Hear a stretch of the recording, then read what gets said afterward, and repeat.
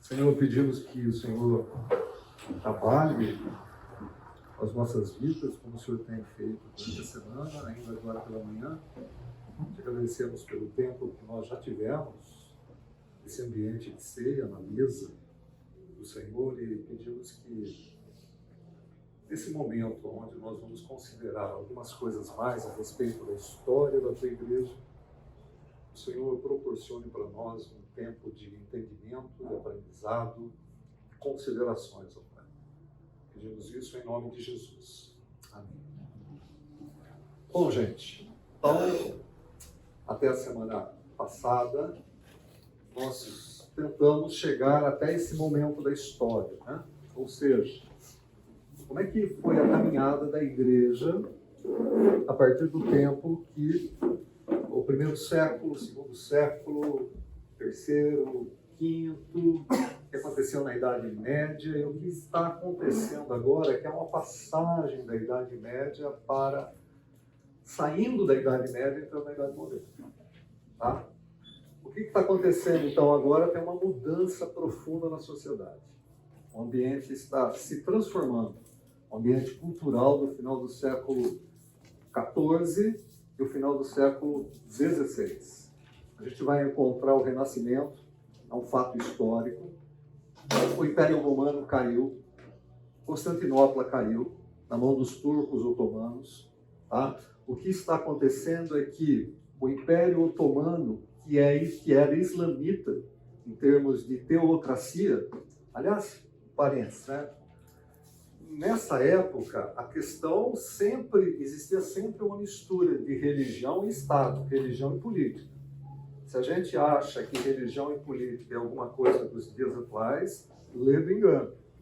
Tá? Há muito tempo essa coisa já existe. Aqui nós vamos ter o Estado politizado, a política religiosa.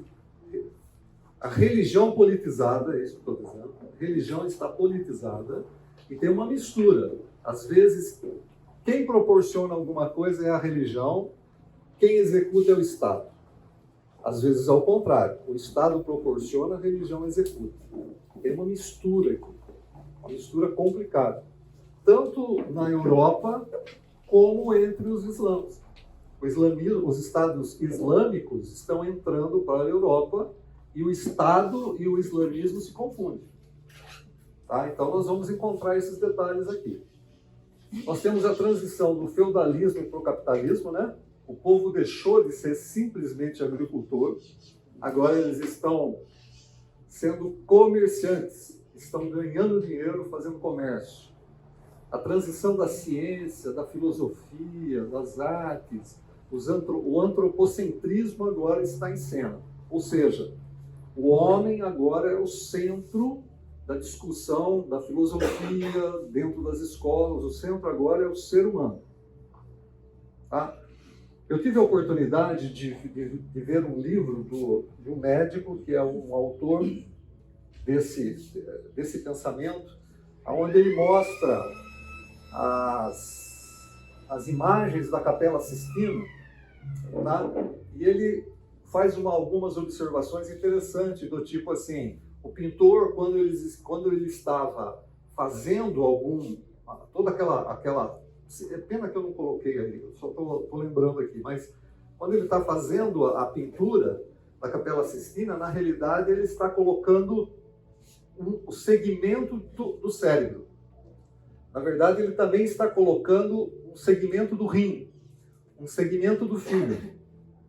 Tudo isso dentro da Capela Sistina. Por quê? Porque eles já estão trabalhando na área da ciência. Eles já estão cortando cadáver. Né? E a religião católica não permitia que isso acontecesse. Mas os pintores já estão sendo ousados, eles estão indo atrás de anatomia.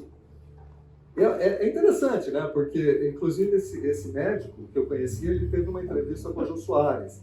E a questão era assim, mas não é aquele negócio da gente ver imagem em nuvem? Sabe quando você olha para a nuvem, parece um cachorrinho, né? Nossa, eu estou olhando para a nuvem.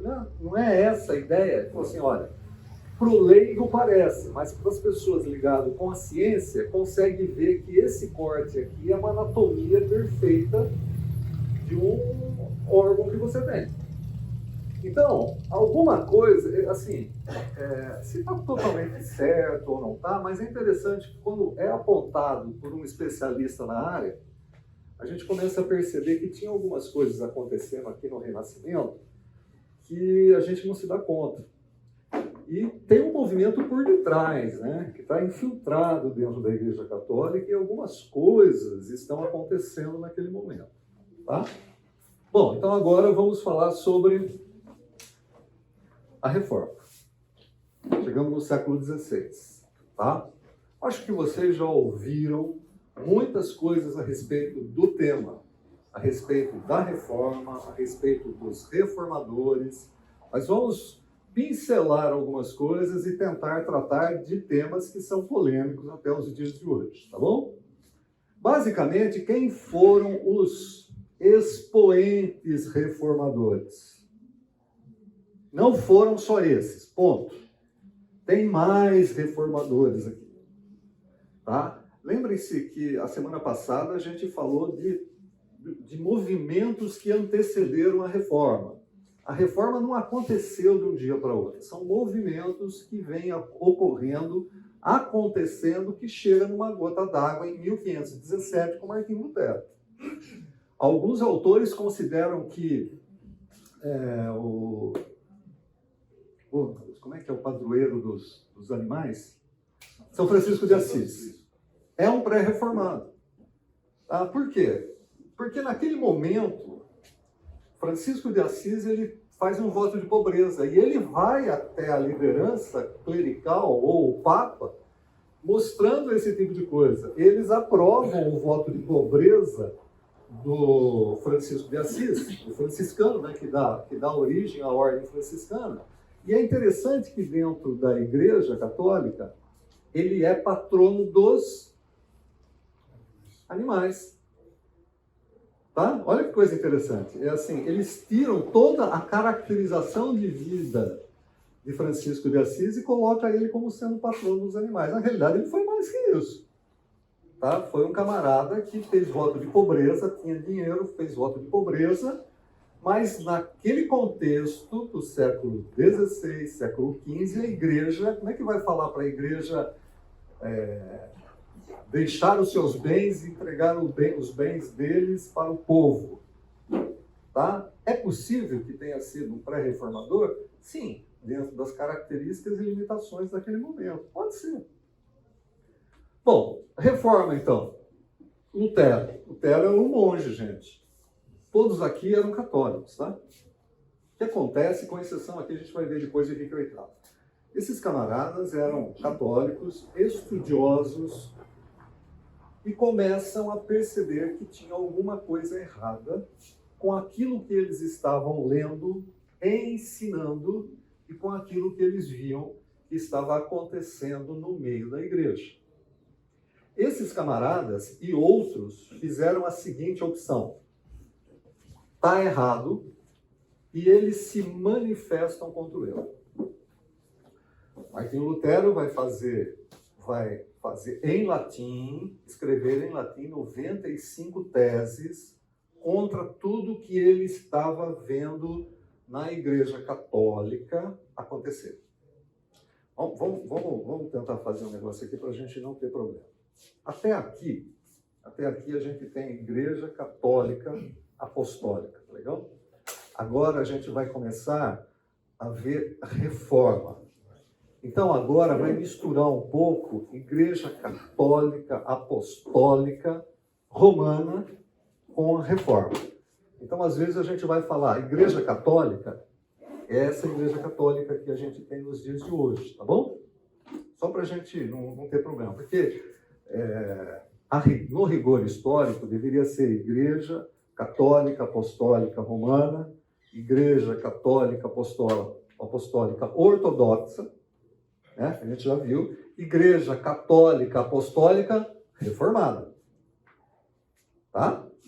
Essa é a ideia. Mas agora a gente vai falar de protestante, vai falar de católicos, tá? A gente vai mudar um pouco e parece que a gente pode fazer algumas confusões históricas. Muito bem, Lutero, então, vai escrever 95 teses em latim. Ele está na Alemanha, está escrevendo em latim e vai colocar na porta de uma catedral. Tá? É significativo isso. Por quê? Latim, quem lia? O pessoal ligado ao clero. O povo não tinha acesso a esse tipo de literatura. Tá? Então ele está ele está se pronunciando contra aquilo que ele estava vendo ligado com o clero. Muitas coisas estão escritas ali, mas assim, ele está falando contra a indulgência, ele está falando contra a vida, a maneira como os papas viviam, como a Igreja Católica vivia. Essa é a ideia.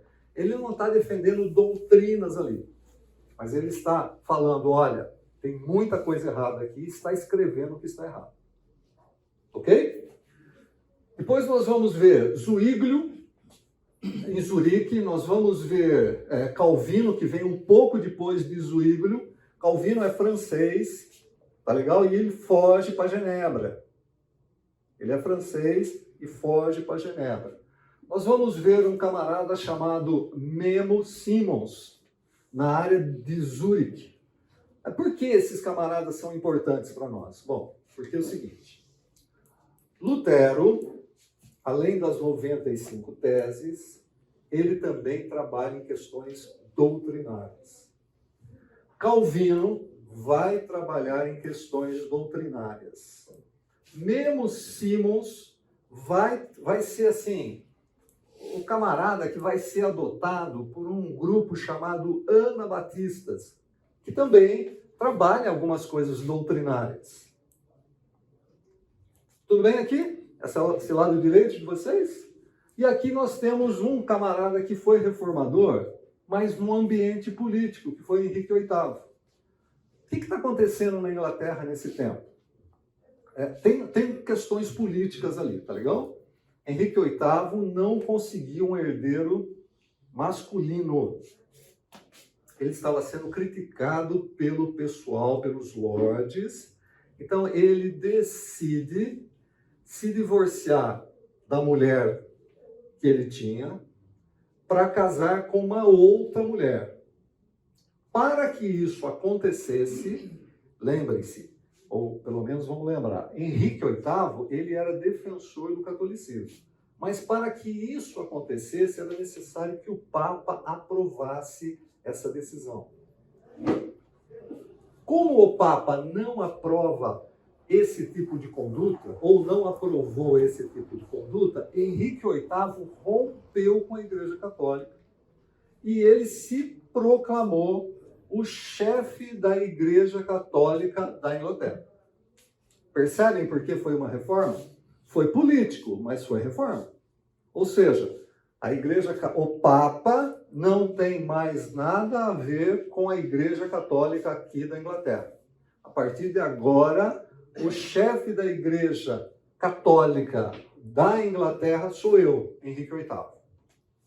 Esses movimentos estão acontecendo ao mesmo tempo. É claro, não é no mesmo ano, não é no mesmo dia, mas olha, em momentos muito próximos, 1517, 1525, 31, 33 e 31, lá com Henrique VIII. Então vocês imaginem, ou tentem imaginar, o que está acontecendo na Europa e Inglaterra nesse momento. Roma está percebendo que tem movimentações por ali. Algumas coisas estão acontecendo. Tá? A princípio, eles não dão muita atenção a isso. Tá? A princípio, eles demoram para se manifestar contra isso. Lutero, vamos voltar um pouco aqui. Lutero, ele é convocado para falar diante de um preposto do Papa, alguém enviado pelo Papa, e diante do imperador germânico na época, que era Carlos V. Ele tem que se justificar. Ele é condenado à morte. Só que nós temos que lembrar O que está acontecendo? Tem um movimento ali político. Lutero, ele é protegido por príncipes alemães. Não era como a gente imagina, uma Alemanha unida, era principados ali. E Lutero é protegido por um principado alemão. Por que o cara protege Lutero? Bom, possivelmente ele concordasse com algumas coisas que Lutero estava falando, mas tinha um problema político ali. Os caras pagavam demasiados impostos, demasiadamente grandes impostos para Roma. Os caras começam a perceber que apoiar esses reformadores contra o domínio romano passa a ser interessante. Tá? Eles querem ver aonde vai chegar isso aqui. Aqui, ok, nós estamos tirando Deus da equação, tá? Tem um mover de Deus na história aqui. Mas quando a gente olha para o lado político, a gente vê assim, esses camaradas falando assim, puxa vida, será que eu consigo algum benefício contra aquilo tudo que eu pago, toda aquela opressão que Roma está fazendo com o meu principado? E aí eles tentam fazer algumas coisas políticas e vai protegendo e a reforma vai crescendo. Eles são perseguidos? Claro que são. Eu já falei de Calvino, que é perseguido na França, ele precisa fugir para Genebra.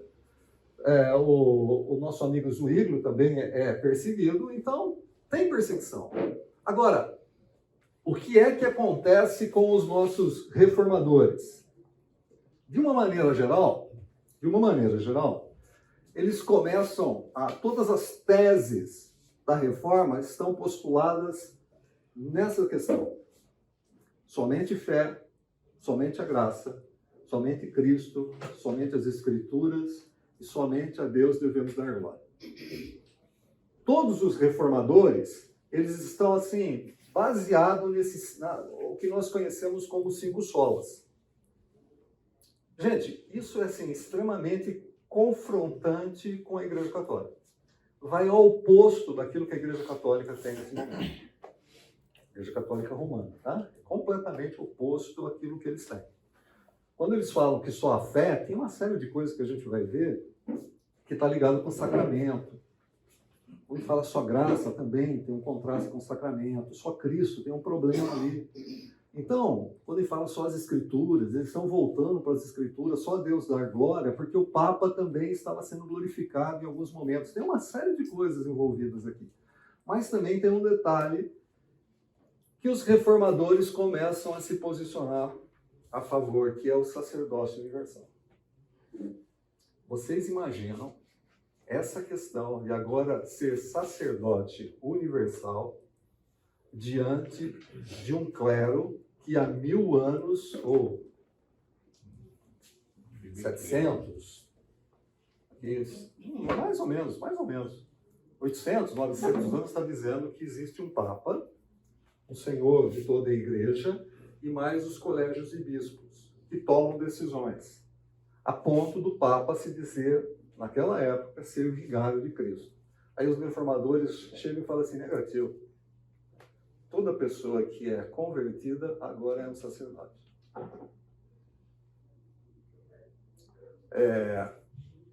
Essa questão do sacerdócio universal é uma questão que nos dias de hoje ainda nós temos problema no meio evangélico. Tem problema na Igreja Católica com relação a essa ideia do sacerdócio universal, mas tem também na Igreja Católica, na Igreja protestante evangélica. E aqui a gente vai tratar um pouco de cultura. Vocês já ouviram falar que a oração do pastor é mais poderosa? Já ouviram falar isso, né? Já ouviram falar que a oração do pastor é mais poderosa? Já ouviram falar alguma coisa assim? Pô, o pastor nunca foi na minha casa. Também já ouviram falar isso?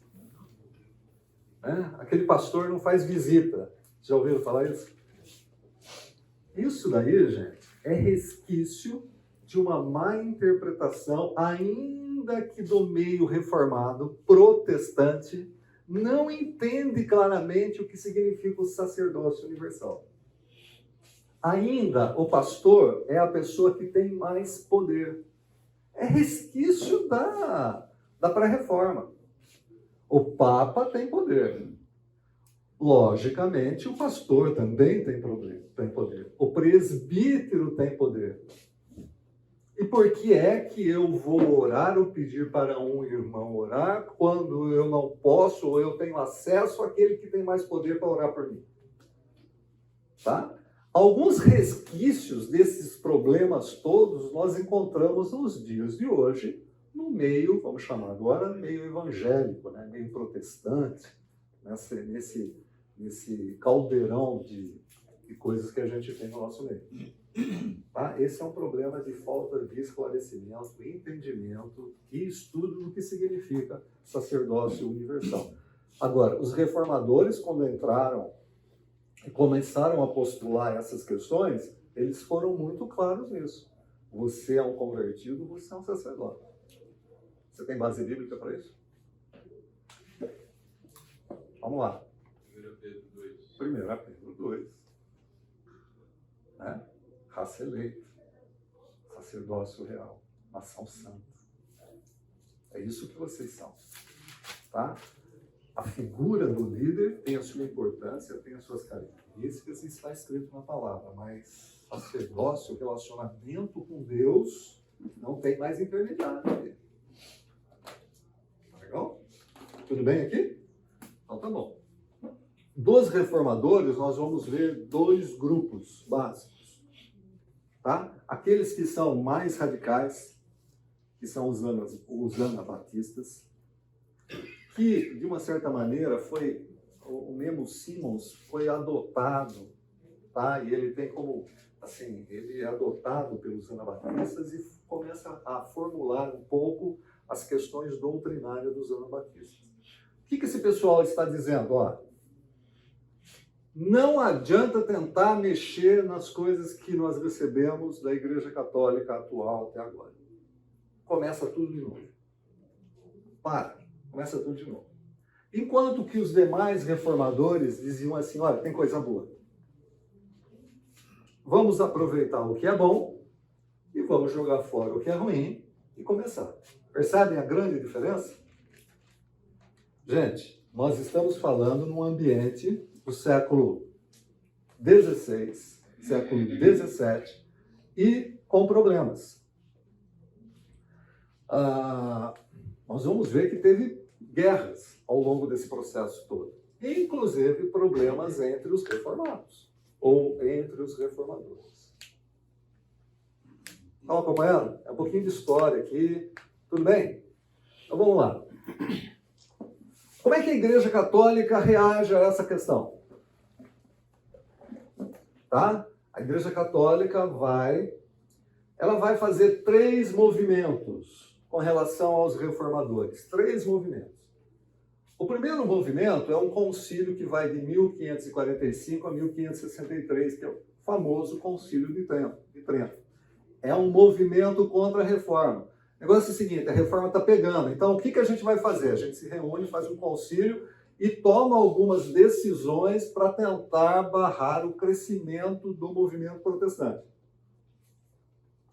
O que acontece nesses concílios?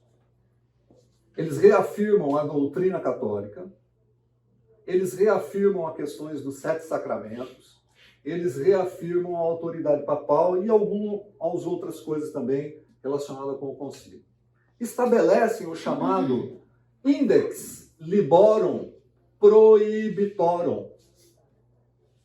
Tá? Ou seja, livros que eram proibidos de serem lidos. O Concílio de Trento diz assim, tem alguns livros, um index de livro, uma relação de livros proibidos. Pessoal, nós precisamos impedir que o pessoal leia. Quais eram os livros proibidos? Os reformadores.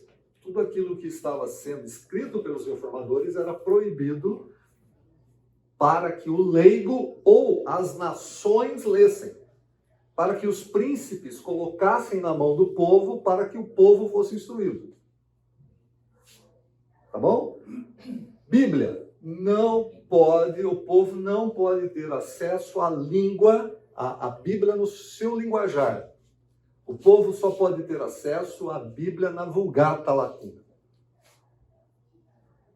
Muito bem. Esse negócio do Index Librorum Prohibitorum, ele foi reeditado em 1948.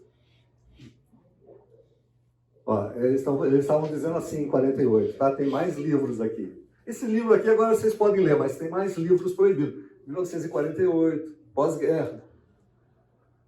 Isso vai ser abolido, gente, em 1966.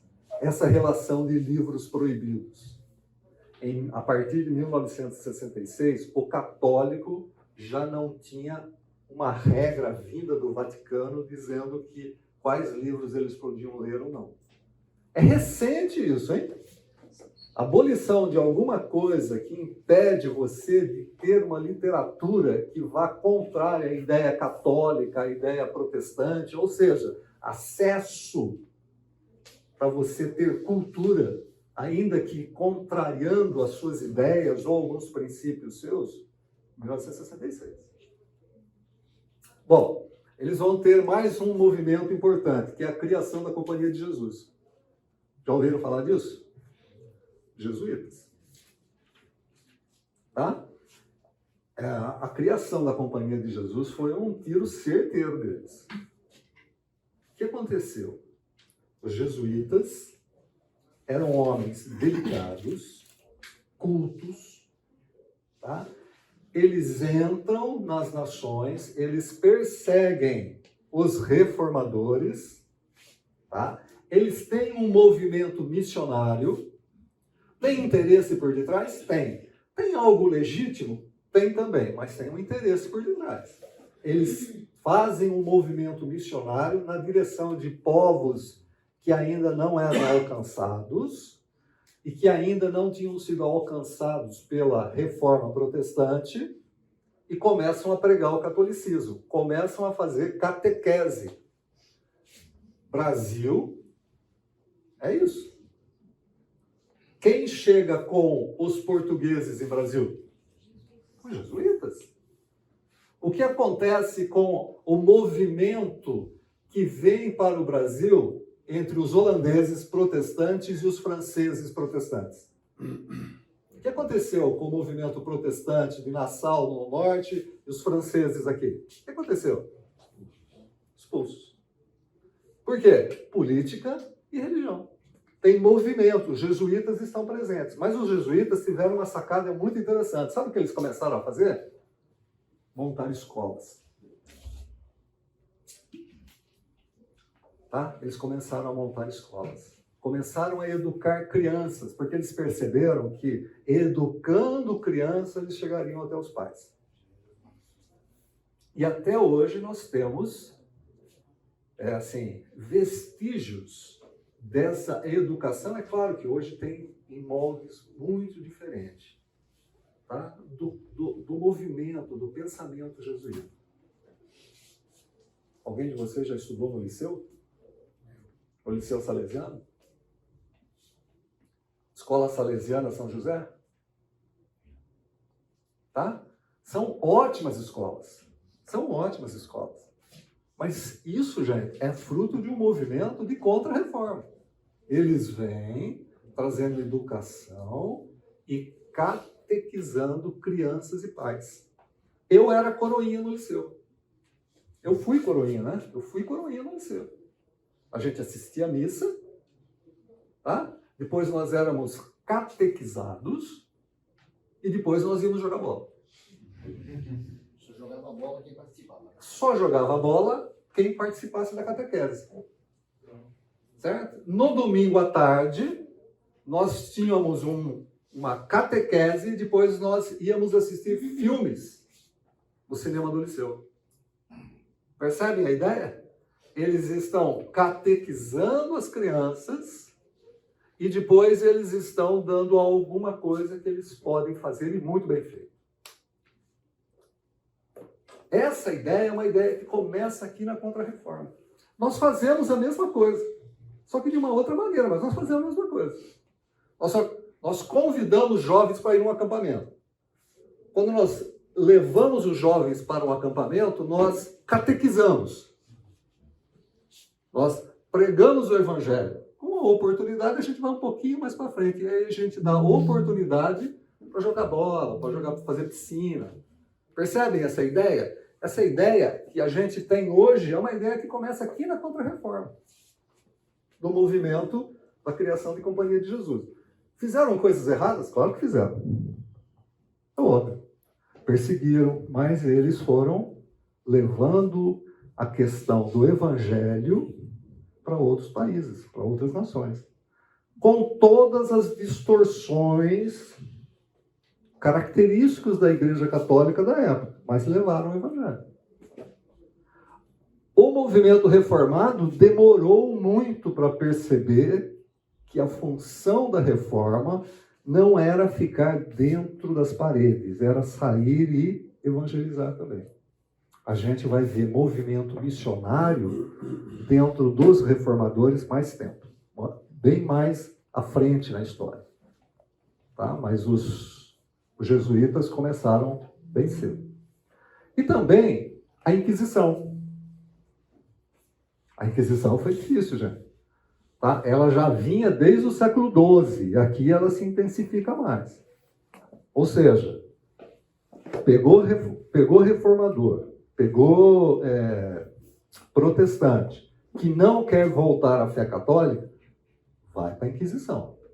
Vai morrer na água quente, vai ser jogado em óleo quente, vai para a fogueira, vai passar por todas aquelas questões de roda, né? Os caras ficavam virados de costas numa roda. É um problema sério aqui. Tudo bem? Esse é o movimento da Contra-Reforma. Vamos lá. Outras coisas que ocorreram aqui, conflitos, guerras. Tá? Vamos chamar a atenção de algumas dessas guerras. 1557, massacre de São Bartolomeu. Dezenas de milhares de huguenotes eram protestantes da França. Foram mortos durante o reinado de Catarina de Médici. O Papa Gregório XIII celebrou a ação comemorou, né? Ele comemora a ação enviando presentes e mandando cunhar uma moeda comemorativa. Dezenas de milhares de pessoas protestantes foram mortos na França no ano de 1557, chamado massacre do Dia de São Bartolomeu. Tá? Está tendo uma festa, está tendo um casamento, tem alguma coisa dizendo que está tudo bem, tal, Catarina de Médici, que era a mãe do imperador francês, manda matar um monte de gente.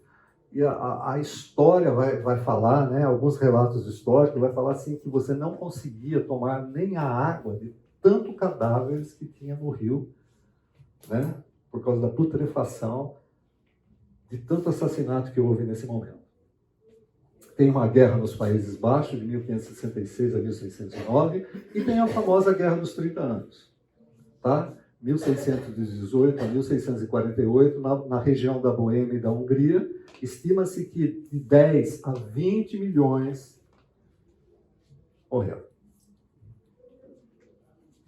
Tá? Essa questão de guerras religiosas juntamente com política, esteve presente nessa época da Reforma, motivado, sim, em grande parte pela Igreja Católica e em grande parte pela política que queria se desvencilhar da Igreja Católica. Protestantes mataram? Claro que mataram. É guerra, gente. É guerra. Mas assim, todo mundo ficou quietinho lá, apanhou e morreu. Não, não é assim, não. É guerra. Teve morte dos dois lados. Então, pensem bem, quando a gente entra numa igreja, num domingo de manhã, assiste aula, ou conversa, culto, até mesmo você vai numa missa, numa igreja católica e tal, nós precisamos lembrar que no século XVI, no século XVII, muitas pessoas morreram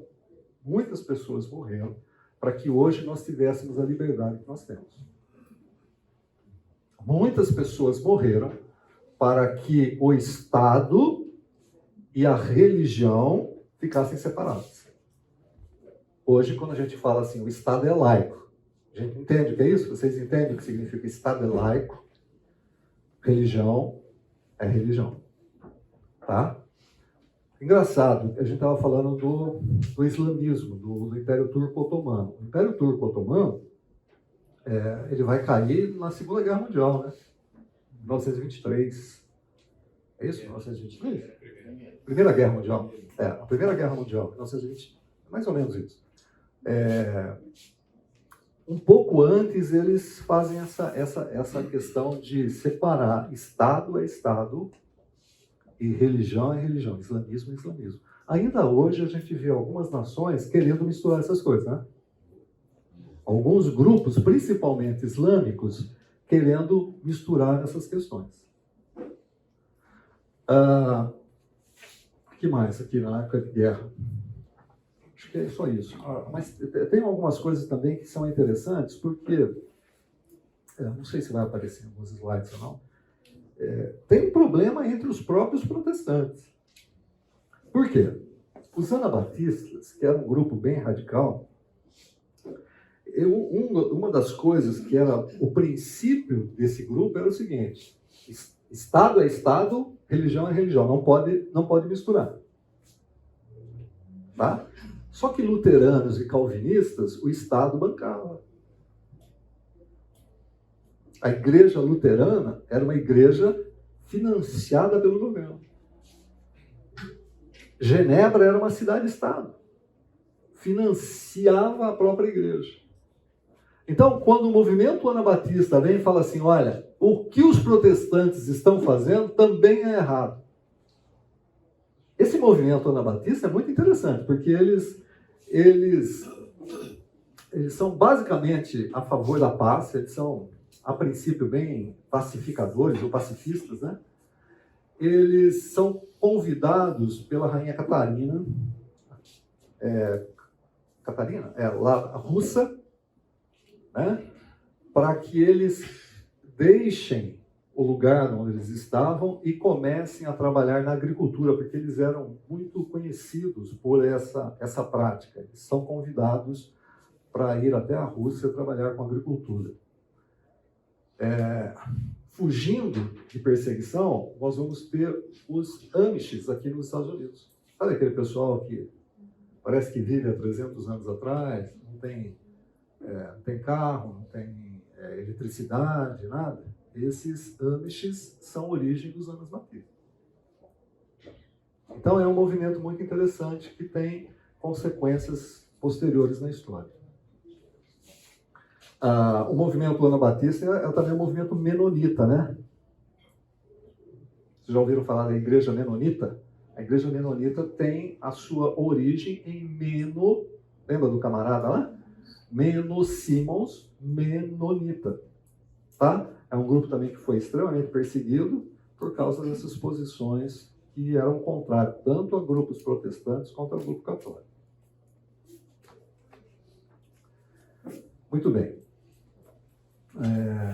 A questão entre os protestantes foi simples, ou seja, as dúvidas, as questões levantadas foram simples? Não. Tivemos controvérsias entre os protestantes, entre os reformadores. Até a era patrística, né, que nós chegamos a ver, estava muito bem definido a cristologia. Tá? Quem é Jesus, quem é Deus, a obra de Jesus, tudo isso estava muito bem definido. Tudo que nós entendemos sobre soteriologia hoje vem da Reforma. Com exceção da Igreja Católica, vem da Reforma. Essa doutrina soteriológica, o entendimento do que significa salvação, é movimento reformador. Vejam só, controvérsias mais, né? Erasmo de Roterdã com Lutero. Erasmo de Roterdã, católico, humanista, ele defendia o livre-arbítrio. A gente vai conversar um pouco sobre isso, tá? Ele defendia o livre-arbítrio. Lutero, reformador, ele condenava o livre-arbítrio. Aqui, gente, é interessante, porque Erasmo de Roterdã é um camarada muito inteligente, muito estudioso, tá? Ele ele não concebe ser um reformador e não concebe participar do catolicismo na época. Nem uma coisa nem outra. Tá? Mas como um filósofo humanista, ele começa a elaborar algumas questões. Puxa vida. Esse negócio de minha vontade não estar presente na salvação é complicado. Esse é o pensamento filosófico de Erasmo. Tem alguma coisa para Erasmo que não fazia sentido a vontade do ser humano não participar do processo soteriológico, do processo de salvação. E Lutero vai bater de frente com ele, falar, não, cara, não existe essa questão de livre-arbítrio. Tá? Essa questão não existe. Não existe livre-arbítrio. Depois, outra discussão importante, outra controvérsia importante, vai ser entre Armínio, Lutero e Calvino, sobre outras questões. Então, essas controvérsias vão fazer parte do escopo doutrinário dos reformadores. Ok até aqui? Estamos indo devagar, porque esse é um assunto que... Bom, para a gente entrar nessa controvérsia, a gente tem que fazer algumas perguntas, que são perguntas que os reformadores estavam fazendo, que Erasmo de Roterdã estava fazendo. Só que Erasmo faz a opção de mudar a Igreja Católica do lado de dentro. Enquanto que Lutero, Calvino, Zwingli falam assim, não tem jeito de ficar aqui dentro para mudar, a gente precisa sair e começar a postular doutrinas. Ok? Então, quais eram as perguntas? Primeiro, o que é pecado? Tem que responder isso. O que é pecado? O que é pecado para vocês? Se vocês tivessem que formular essa questão, dizer assim, o que é pecado? Tem que começar aí. Primeiro eu vou falar, pecado é transgressão da lei. Ok. Transgressão da lei. Então, quando eu transgrido a lei de Deus, eu estou pecando. Tem mais alguma coisa que poderia ser mais abrangente quando a gente olha para o todo das Escrituras? O que é pecado? Uma inconformidade com a imagem de Deus. Uma inconformidade com a imagem de Deus. É algo que é contrário ao caráter de Deus, ao todo de Deus. Uma das definições clássicas que a gente tem é a palavra é aquela palavrinha que faz assim, a flecha, né, do camarada que erra o alvo. Né? Quando o cara tem um alvo para acertar, ele erra o alvo, ele pecou. Percebe que agora eu já não estou trabalhando mais com uma definição do versículo, estou trabalhando no âmbito da filosofia. O que é pecado? É tudo aquilo que vai contra o caráter, contra a imagem, contra aquilo que Deus se define ser como Ele é. Foi contra isso é pecado. Atirei a flecha e errei o alvo, é pecado.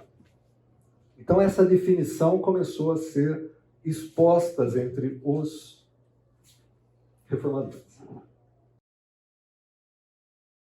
Ok, pessoal, vamos lá. Então nós temos que algumas perguntas que vão surgindo para que eles acabam, com respostas a essas perguntas, eles acabam elaborando as doutrinas. Então, olha, como é que o pecado afetou o ser humano?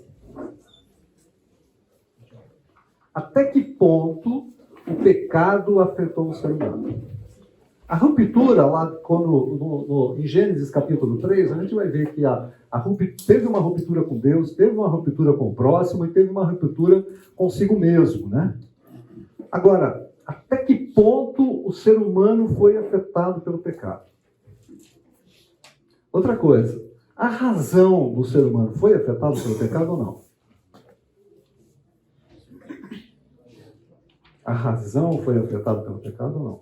Sim. Vocês estão dizendo isso assim, com muita convicção, né? Mas Tomás de Aquino dizia que não. Foi Tomás de Aquino, hein? Olha aqui lá.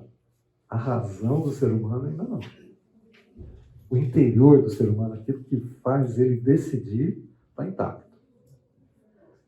Então, tem algumas perguntas que vão sendo feitas e vão sendo respondidas, e não necessariamente de acordo com aquilo que você acha. Vai sendo respondido de acordo com aquilo que eles estão interpretando nas Escrituras. Outra pergunta. E eu com isso tudo? E eu com essa história toda? Porque eu quero ver o meu problema. Eu sou pecador? Sim. Eu tenho responsabilidades também, assim como teve Adão? Essas são questões. Será que eu sou livre para mudar?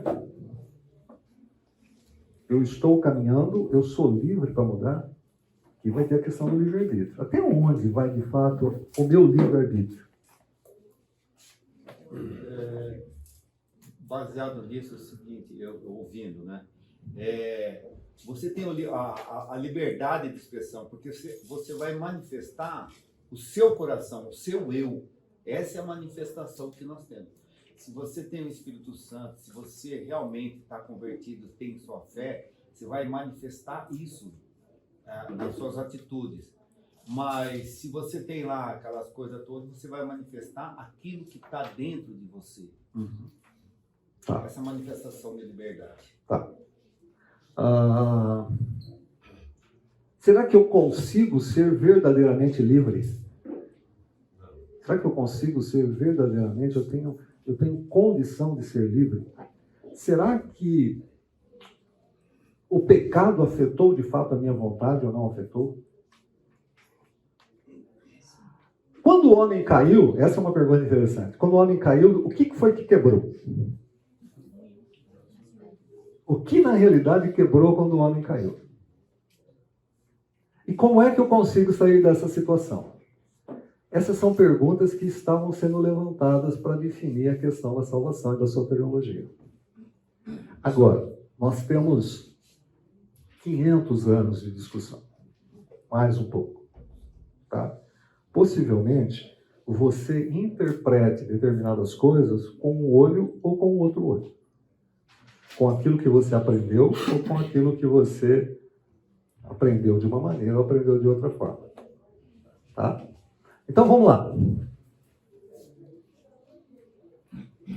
O que diziam os nossos reformadores, Armínio, Lutero e Calvino?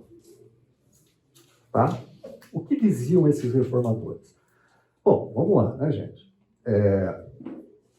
Deixa eu ver se eu coloquei um slide para você, senão a gente precisa trabalhar uma questão. Tá. Armínio era um camarada que ele, estudioso, professor, tá? Estudioso das Escrituras, ele começa a formular algumas questões que vão ser confrontadas por Calvino. Os discípulos dele, de Armínio, vão trabalhar com 5 pontos, tá? E vão levar isso num sínodo chamado Sínodo de Dort, em 1608. Lá eles vão expor o pensamento deles a respeito de arbítrio, eleição, justificação, conversão e perseverança. O pensamento de Armínio, junto com o pensamento do grupo dos discípulos de Armínio, é rejeitado pelo Sínodo de Dort. E eles mostram, formulam o que é que pensam o pessoal do Sínodo de Dort, que é o pensamento calvinista. Então, olha, nesse quadro aqui a gente pode trabalhar um pouco essa questão. Temas: arbítrio, eleição, justificação, conversão e perseverança. Como é que Armínio pensava a respeito de arbítrio? O pensamento dele era o seguinte: realmente tem uma depravação total. O ser humano, Adão, quando pecou, a natureza dele ficou depravada. O ser humano, quando nasce, tem uma natureza depravada. Em consequência do pecado de Adão e de Eva, o ser humano tem uma natureza depravada, e depravada totalmente. Não existe nada de bom no ser humano. É isso que pensava ouvindo a Armin. Só que ele tem a possibilidade de livremente optar, porque o arbítrio dele ainda não foi contaminado pela depravação. A razão dele não está contaminada pela depravação. Lutero dizia o seguinte, não, negativo.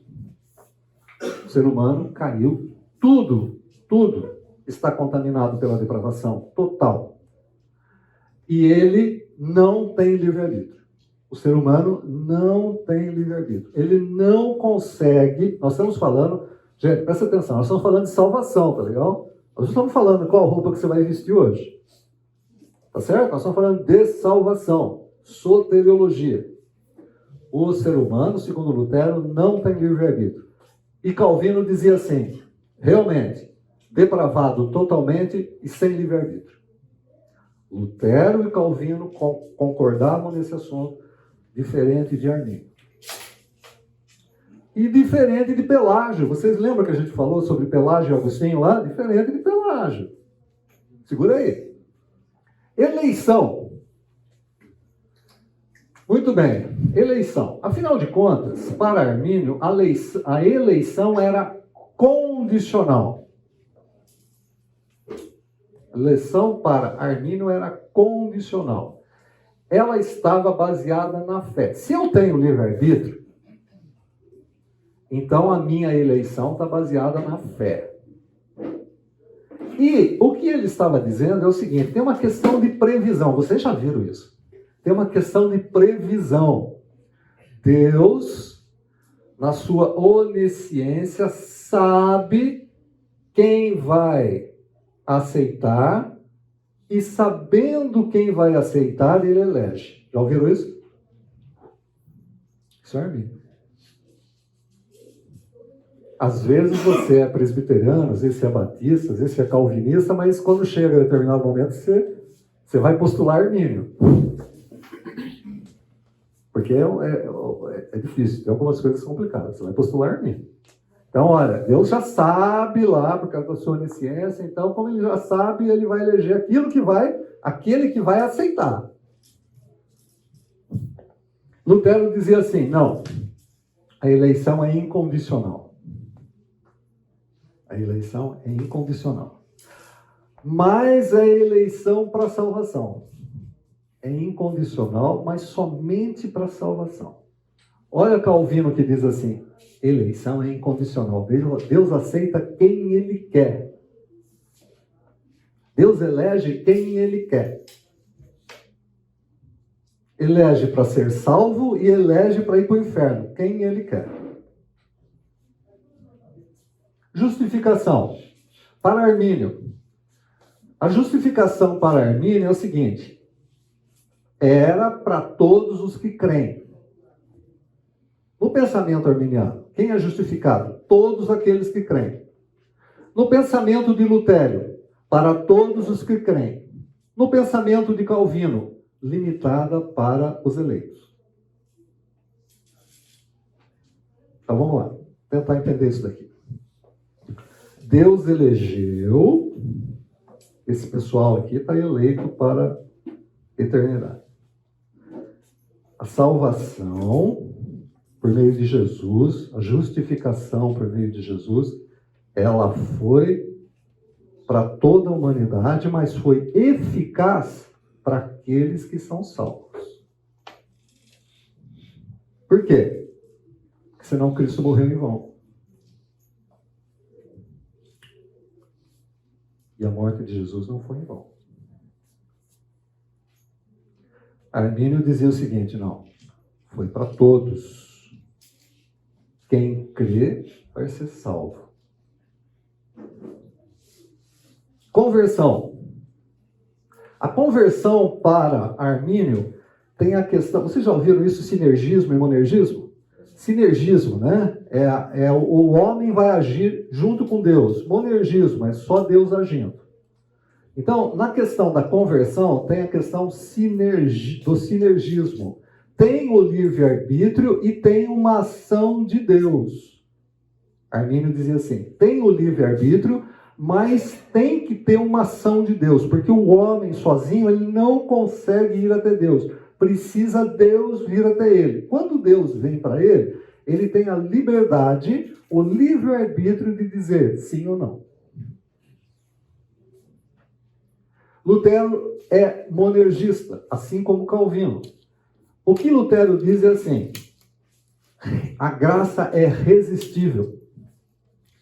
Lutero diz assim, você pode resistir à graça. Mas a graça só pode chegar até você através do Evangelho e confirmada pelos sacramentos. Lutero dizia assim, a graça é resistível, você pode resistir à graça, mas ela tem que chegar até você. Como é que ela chega? Através do Evangelho, pregação das boas novas. E vai ser confirmada pelos sacramentos, pelos elementos do sacramento. Que é um meio de graça, né, gente? Sacramento, vamos trabalhar um pouco essa questão. Calvino, monergista, só Deus. E Calvino dizia assim, é irresistível. Quando a graça chega, o ser humano não consegue resistir à graça. A graça chegou no ser humano, o cara não consegue resistir à graça. Perseverança. Armínio. A perseverança dos santos, ela é condicionada à fé contínua. E o cara pode se apostatar. Ou seja, o cara é salvo, mas amanhã ele diz assim, não quero mais ser salvo. E ele pode se apostatar. Isso que os seguidores dele falaram. Esse Armínio aqui. Os seguidores. Não que ele próprio afirmou. É assim, tem uma evolução entre o que Armínio falou e entre os que os seguidores falaram. Mas isso é a básica. É básico. Tá? É condicionada à fé continuada, né? Ou seja, para eu ser salvo, eu tenho que continuar na fé. Quando eu estou fora da fé, eu posso perder minha salvação. Deixa eu só fazer uma perguntinha que me ocorreu agora. Então, para Armínio, para essa linha arminiana, eu não sou capaz de me salvar, então eu preciso da obra de Cristo, mas sou capaz de perder a salvação. Quem mantém a salvação, então, sou eu. Não. Se depender de Deus, ele mantém. Mas se depender de você, não. Eu consigo estragar o que... Eu consigo estragar o que Deus fez. Tá.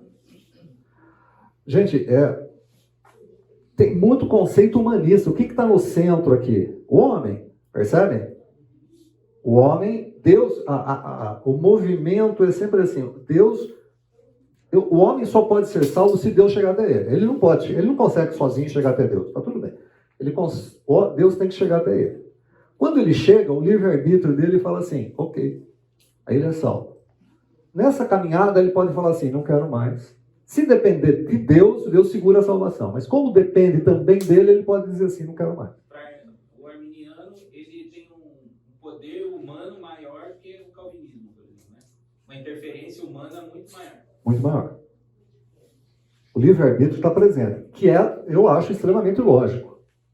Eu acho lógico. Se eu tenho livre-arbítrio para falar sim, eu tenho livre-arbítrio para falar não. Para mim está tudo ok aqui em termos de lógica. A coluna ali está toda coerente entre si. Está tudo coerente entre si.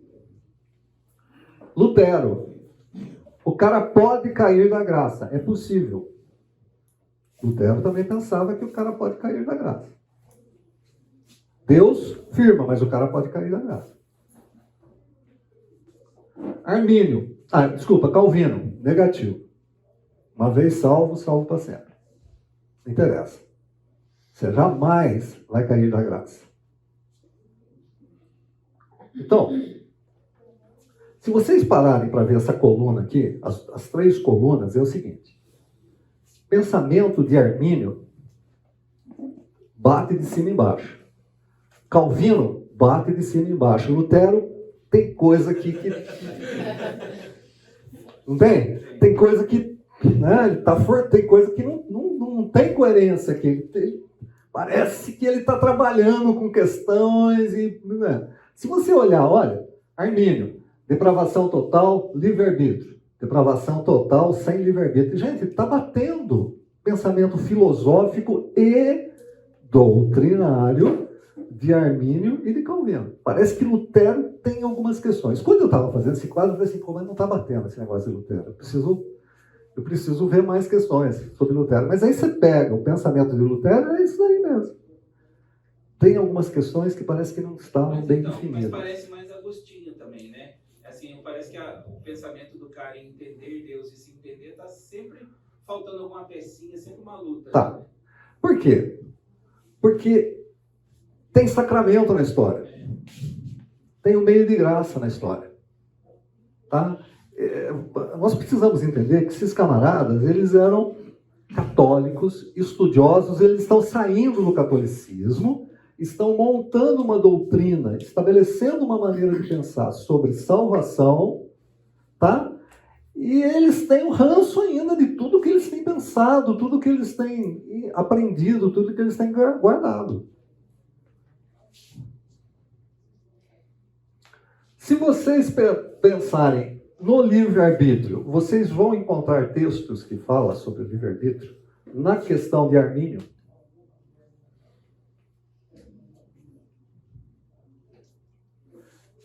Arbítrio. Tem livre-arbítrio? Ou não? Não? Tem certeza? Não? Então por que Jesus diz assim? Vinde a mim, vós os que estão cansados e sobrecarregados, e eu vos aliviarei. Tomai sobre vós o meu jugo e aprendei de mim, porque eu sou manso e humilde de coração. É um convite ou não? Ué. Ele diz que só pode ver a mim. Aqueles que o Pai enviou. Mas tem um convite aí, não tem?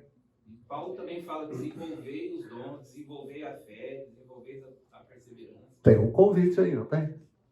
É uma responsabilidade minha. Em compensação, livre-arbítrio, quando você vai lá para Efésios, fala que você é eleito, fala que você é predestinado. Se você vai lá para Romanos, capítulo 8, você vai ver que ele diz assim, olha, aquele a quem ele chamou, verbo no passado, a esse justificou. A quem justificou, a esse... Não. Romanos 8, 25. Como é que está aqui? Fala. Aqui. Assim. 25. Mas, se esperamos... Romanos 8, 25, né? Mas, Não, acho que não é. 9. A quem ele chamou, a esse... Você é minha vida aqui. Aquele a quem ele chamou... Assim, é o 28. Não, Sabemos que Deus age em todas as coisas para o bem daqueles que o amam, dos que foram chamados de acordo com o seu propósito, pois aqueles que de antemão conheceu... é isso. Aquele que ele conheceu... Também os predestinou... para serem conformes à imagem do seu Filho. O que mais? A fim de que ele seja o primogênito entre muitos irmãos. E os que predestinou também chamou, e os que chamou também justificou, e os que justificou também glorificou. Então veja só. Todos os elementos da salvação estão aí. Aquele que ele conheceu, aquele que ele chamou, aquele que ele justificou e aquele que ele glorificou. Está tudo no passado. Mas aqui não é uma questão de ponto de vista. É uma questão de ponto de vista. Não tem dúvida nenhuma que é uma questão de ponto de vista. Tá?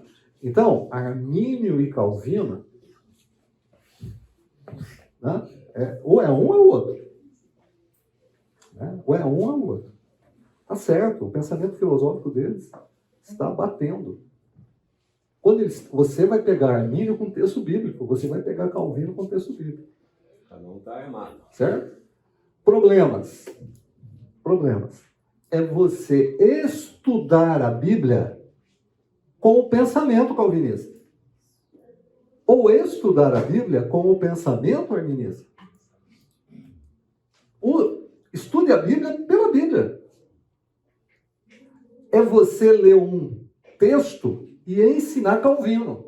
Ou ler um texto e ensinar Armínio. Ensine o que a Bíblia está ensinando. ensine o que a Bíblia está falando. Esse é o grande problema. Tá? Quando você tem um texto, você tem coragem de dizer para aquele que está te ouvindo, olha, tem um pensamento a respeito desse texto que é assim. Tem um pensamento a respeito desse mesmo texto que é assado. Você pode até optar, depois de você ter estudado, você vai falar assim, cara, eu acho mais coerente esse pensamento. Tudo bem. Mas o nosso problema é o seguinte, é ler o texto com o pensamento do reformado, do reformador. E é um problema, porque o que a gente faz? A gente joga luz no texto em função do que o camarada postulou no passado. Isso não Quando joga a luz que ele postulou, né? Quando joga a luz que ele postulou. O duro é quando você leva a sua ideia para o texto. Quando você leva a sua ideia, que ainda é diferente, né? Esses camaradas aqui, eles eram estudiosos. Não estou dizendo que você não pode ter uma outra ideia. Mas, por favor, seja uma ideia coerente, né? Eu acho que Lutero tinha problema. Enquanto que Arminio e Calvino estavam muito resolvidos nessa questão. Então, é assim, quando você fala assim, não, eu tenho plena certeza que livre-arbítrio vale a pena. Não, eu tenho plena certeza que livre-arbítrio é o correto. Ok. Se livre-arbítrio é o correto, por que Deus vai tirar o seu livre-arbítrio depois da sua conversão? Então Deus deixa você com livre-arbítrio até você se converter. Depois que você se converter, você não tem mais o livre-arbítrio. Deus fala assim, acabou o seu livre-arbítrio. Agora... Até isso o cara poderia justificar bem, talvez seja justificativo. Porque assim, agora eu sou dele. Tudo bem, mas quando você fala em termos de salvação, salvação, gente, você tem que falar sobre salvação, você tem que falar sobre escolha, você tem que falar sobre a justificação e tem que falar sobre glorificação. É um conjunto de coisas. Esses camaradas postularam bem as suas ideias. É difícil? É. Vamos lá. É difícil. Tá? É difícil. Eu vi ouvi o Nicodemos falar sobre essa questão. E ele diz assim, olha, Nicodemos, calvinista, presbiteriano, tá legal? A questão, ele acha assim, olha, ele acha que na eternidade a gente vai ter essa questão. É uma porta. Quando você entra nessa porta, está escrito assim, vinde a mim, vós todos que estão cansados.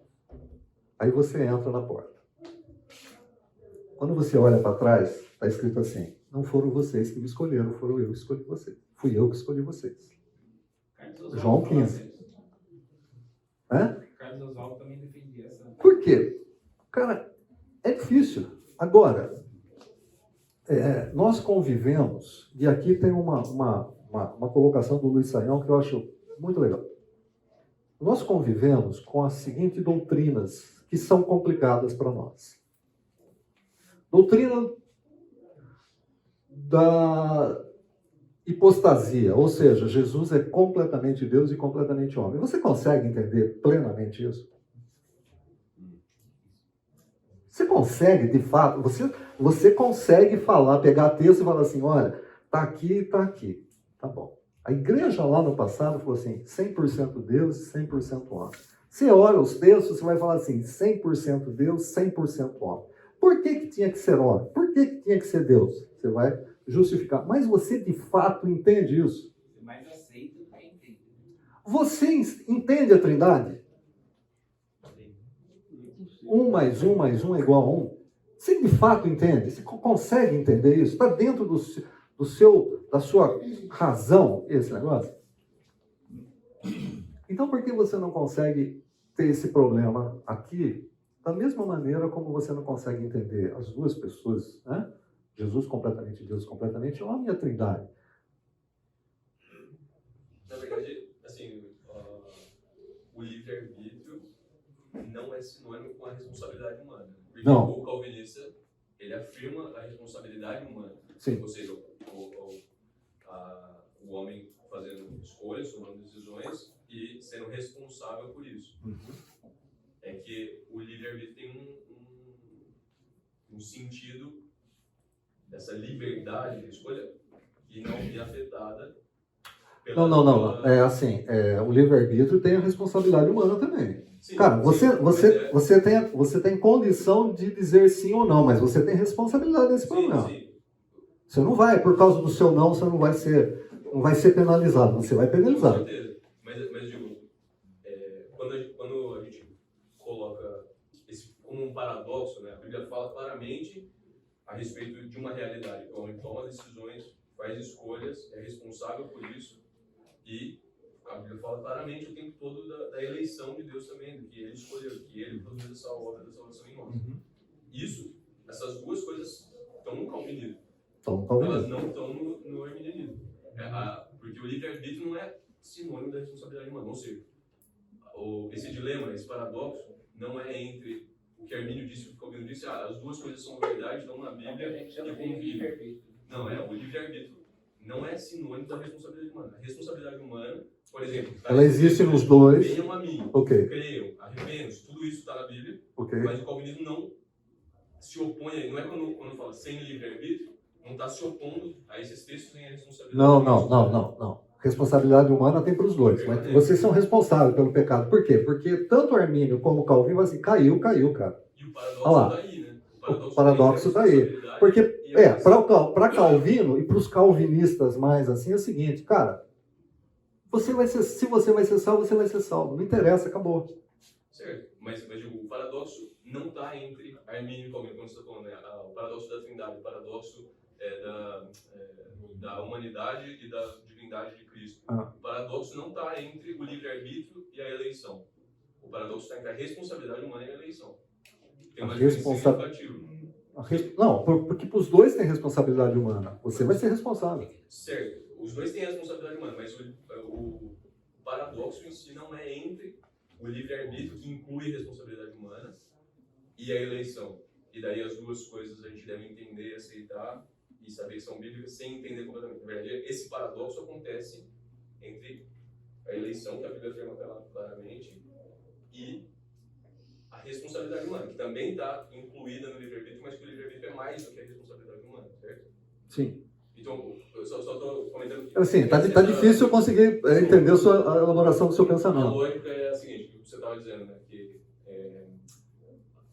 assim como tem paradoxos em outras áreas da teologia, e a gente convive com conceitos difíceis de entender juntos, acho que a direção que você estava caminhando era que, de certa forma, tem textos que falam sobre o livre-arbítrio e falam sobre a eleição. Eu estou propondo que, como o livre-arbítrio e a responsabilidade humana não são sinônimos, esse paradoxo, ele existe, né? Como você estava falando, o Nicodemos estava dizendo isso na mensagem dele, mas ele está falando do ponto de vista totalmente calvinista, ele não está dizendo como se ele estivesse em cima do muro e afirmando o livre-arbítrio. Tá bom. Ele está dizendo, isso cabe dentro do calvinismo inteiro, né? Tá. Sozinho, Ok. o paradoxo. Cabe. Deveria caber também dentro do arminismo. Esse paradoxo deveria caber do outro lado também. Uma exposição de um debate de filosofia, né? O rapaz apresentou a ideia de que na tentação, né, é quando o diabo fala para Jesus, tudo que lhe foi dado, se você me adorar, tudo isso aqui te dou, né? Jesus tinha todo o poder, então não faria sentido ele ceder ao poder, ou Satanás propor para ele o poder, e sim o que Satanás estava propondo para ele seria o livre-arbítrio do ser humano. Então, tudo isso aqui eles podem te adorar, se você me adorar. Eu achei que fazia bem sentido e cai na ideia do arminianismo. Tá. Gente, assim, é muito legal, né? Não dá tempo. A gente podia pegar vários textos para a gente trabalhar essa questão, vários textos para mostrar, mas é muito demorado. Mais uns 500 anos. Mais uns 500 anos. Agora, deixa eu mostrar para vocês uma coisa que assim. Veja só as comparações aqui. Pelágio, século V. Tem o pecado original de Adão, a culpa de Adão não me atingiu, porque esse pensamento está dentro de Calvino ou dentro de Armínio. A culpa de Adão não me atinge. A culpa de Adão é culpa de Adão. O Pelágio pensava assim, culpa de Adão é culpa de Adão. A culpa minha é culpa minha. A natureza pecaminosa de Adão não me atingiu. A natureza pecaminosa de Adão era a natureza pecaminosa dele. A minha questão hoje é a minha questão hoje. O que aconteceu com Adão não me atinge. Isso era Pelágio. Tem um pessoal do teísmo aberto que pensa assim, ó, o Clark Pinocchio, com relação ao pecado original de Adão. A culpa de Adão não me atinge também, tá vendo? Como Pelágio. A natureza pecaminosa de Adão também não me atinge. Mas o problema é a depravação social ou cultural. O camarada que nasce num ambiente... Segunda Guerra Mundial. O menino nasceu em 1939. Foi educado, foi ensinado para ser anti-judeu. Todas aquelas ideias lá. Quando ele cresceu o quê? Nazista. O camarada está dizendo o seguinte, o teísmo aberto diz, o problema não é do camarada, é a cultura. A cultura está com problema. Armínio, pecado original de Adão, também é a mesma coisa. A culpa de Adão não me atinge, a natureza pecaminosa de Adão me atingiu. Tá? Calvino, culpa de Adão me atingiu, natureza pecaminosa de Adão me atingiu. Ok. O que nós vemos depois? Olha aqui. Tradição reformada. Luteranos, calvinistas, presbiterianos, batistas, congregacionais. Faz parte dessa tradição reformada. Menonitas, né? O menonita também faz parte dessa tradição reformada, apesar de ser o nosso amigo lá, o menos simples. Tradição arminiana. Wesleyano, metodistas, batistas, nazarenos, pentecostais e renovados. Os batistas estão com os pés nas ruas da noite. Você vai encontrar batista de tradição reformada. Eles não são luteranos. Eles não são luteranos.